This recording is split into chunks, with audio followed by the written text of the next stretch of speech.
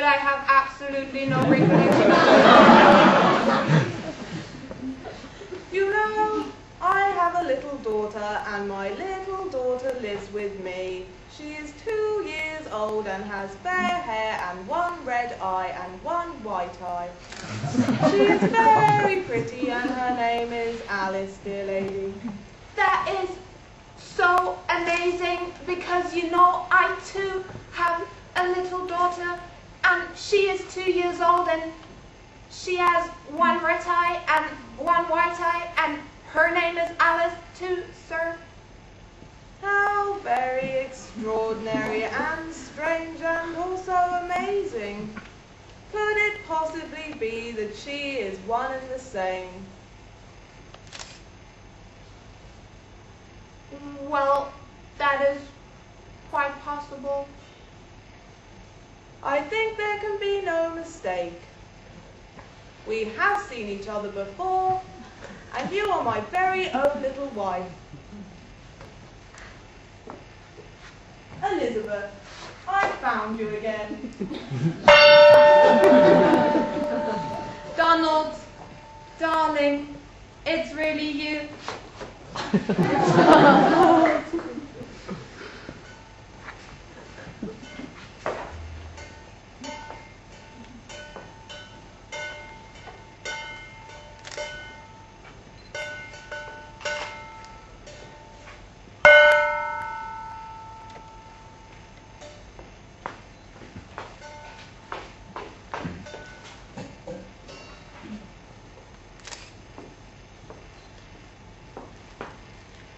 Donald and Elizabeth are now far too happy to be able to hear me.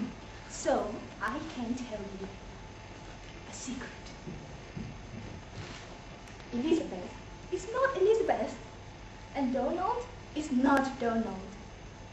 And I will prove it to you.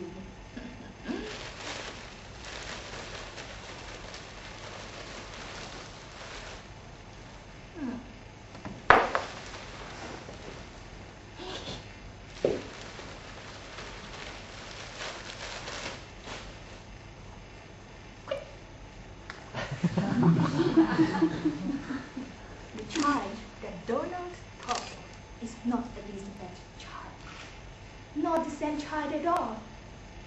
Donald's little girl has one red eye and one white eye, just as Elizabeth's little girl. But whereas it's the right eye of Donald's little girl that is red, and the left eye that is white, it's the left eye of Elizabeth's child that is red, and the right eye that is white. Consequently, the whole fabric of Donald's argumentation falls to the ground when it encounters this final obstacle, which annihilates his entire theory. Despite of this extraordinary coincidence, which might appear to be incontrovertible evidence to the contrary, as Donald and Elizabeth are not, after all, the parents of the same child. They are not, in fact, Donald and Elizabeth.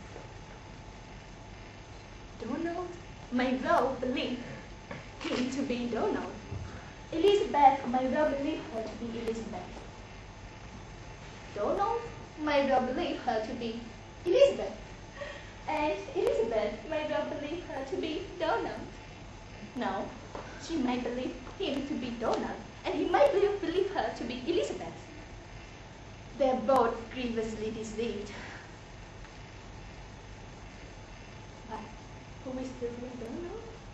Which is the real Elizabeth? Who could possibly be interested in prolonging this misunderstanding? I haven't the slightest idea. Let us make no attempt to find out. Let us leave things strictly alone. Oh, by the way, my real name is Sherlock Holmes.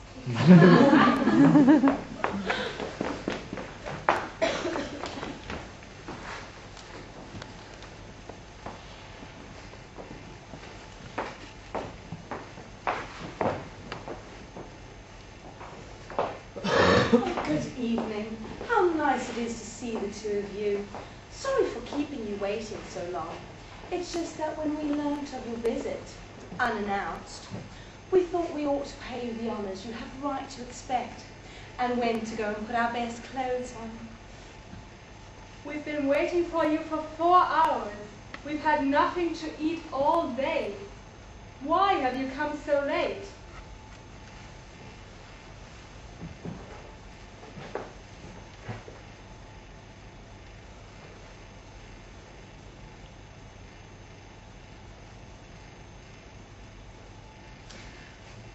You two are always travelling around.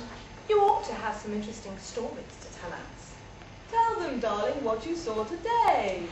No, I couldn't. They'd never believe me. You don't think we doubt your word. You know, we'd be so ever offended if you thought that. Darling, you mustn't let them think. Wow. All right. Today, I witnessed the most extraordinary incident. It was absolutely incredible. Tell them quickly, darling. Nah, someone's going to make us laugh. At last. Well, today, as I was going to the market to buy some vegetables, which are still going up and up in price. I know, where is it ever going to end? Mustn't interrupt, my dear. Naughty girl. Well, anyway, so in the streets, outside a restaurant, I saw a gentleman, respectably dressed and about 50 years old, who was what? Who was what? Mustn't interrupt, my dear. It's disgraceful of you. You did it first, skunk. Tell them what the man was doing, darling.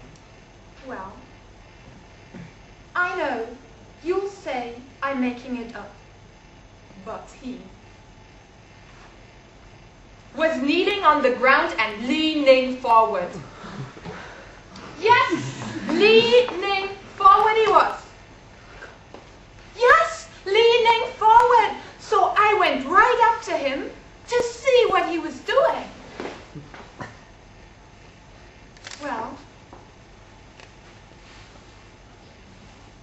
his shoelaces had come undone, and he was tying them up. If I'd heard that from anyone else, I'd never have believed it. Why not? There are even stranger things than that to be seen about town. Why, only today I was on an underground train, and there was a man sitting there as large as life and calmly reading a newspaper. What an odd character. Perhaps it was the same gentleman. Ding dong. Listen, there's a ring at the door. Oh, there must be somebody there. I'll go and answer it.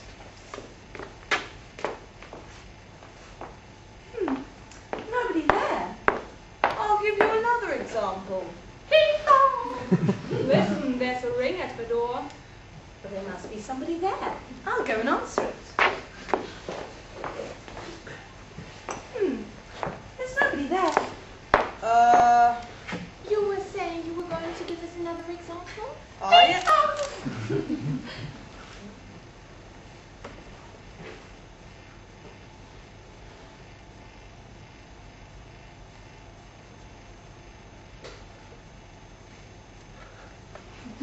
Well, your wife was perfectly right. Trust you women to stick together.